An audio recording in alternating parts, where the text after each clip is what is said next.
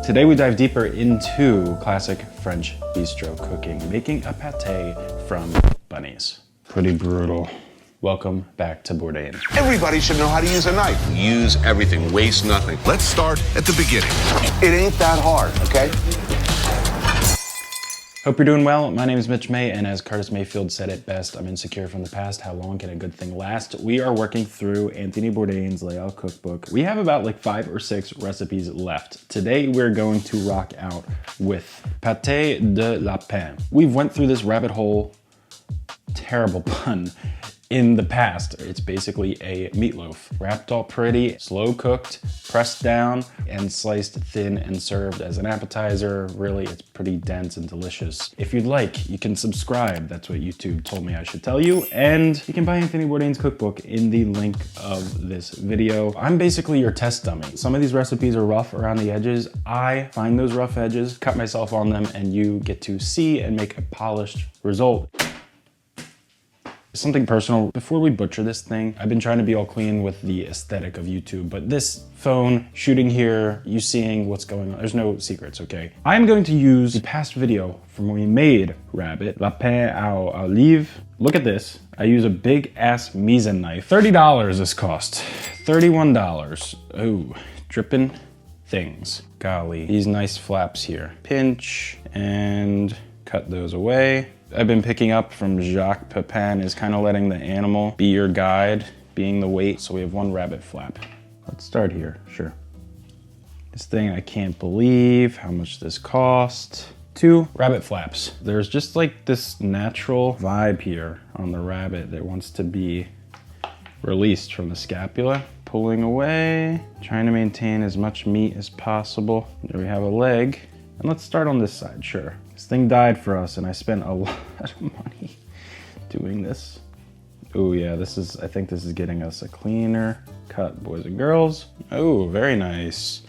That saved us much more. Now Mitch goes in and breaks the gosh dang legs. Not sure what to do, and I can't touch the computer now because I am a dirty boy. First things first, I want to crack this off to make life easier. Okay, not much meat on there. There should be a joint. I just cracked in the video, in Mitchell's old video, he just cracked the leg off.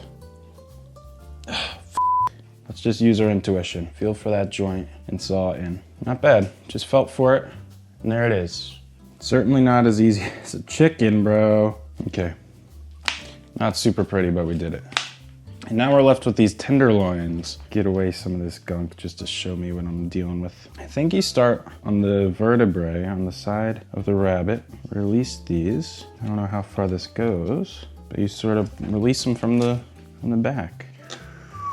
Pretty brutal.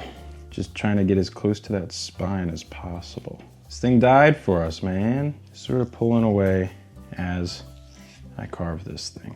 Whew. Baby, if you got tips, let me know. Sorry I called you baby. Tenderloins, chunks of leg, other chunks of leg, and we have these rabbit flaps. I don't know why I'm calling them rabbit flaps continuously. Ideally, we would scrape the meat off these bones. You just saw how hard that was for me. I'm going to cheat and show you how I cheat, but first, I want to get off the sinew of this rabbit because I'm going to utilize it in a unique preparation. Kind of getting in the borderline hot cuisine here. The silver skin, I know for a fact, is not enjoyable.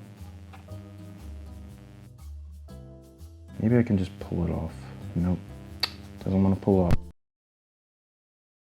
So we lost the audio. My mic died during the whole rest of the video. So you're going to get treated to, I'm going to speak using this voiceover time.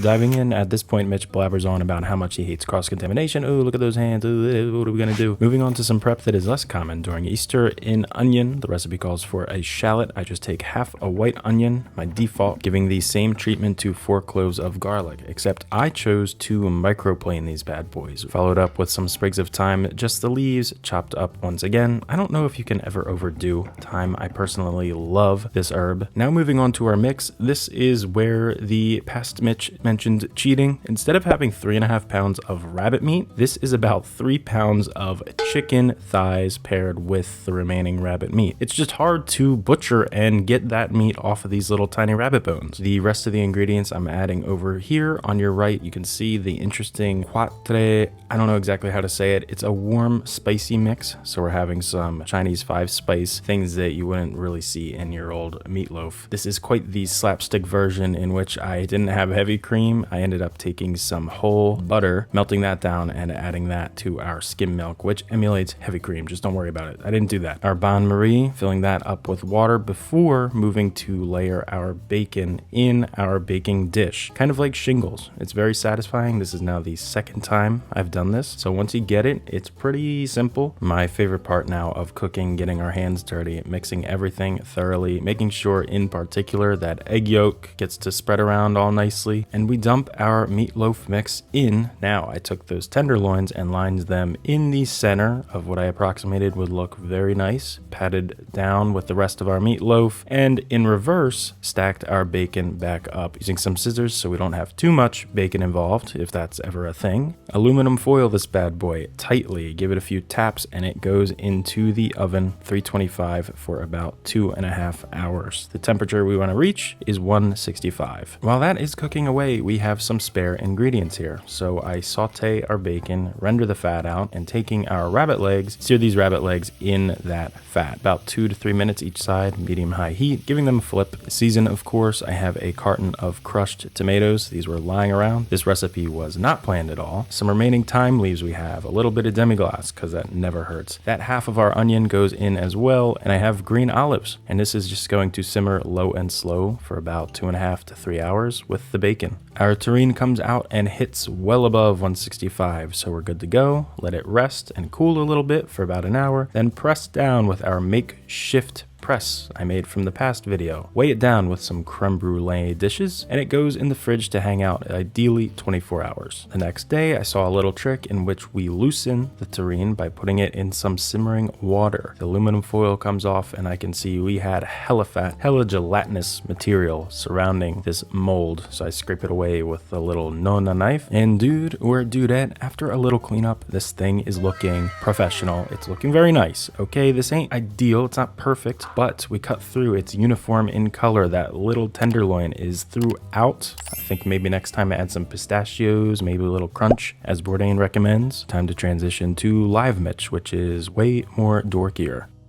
Tastes similar to the other one we made, with slight notes of that nutmeggy, warm flavor. I don't want to diminish it.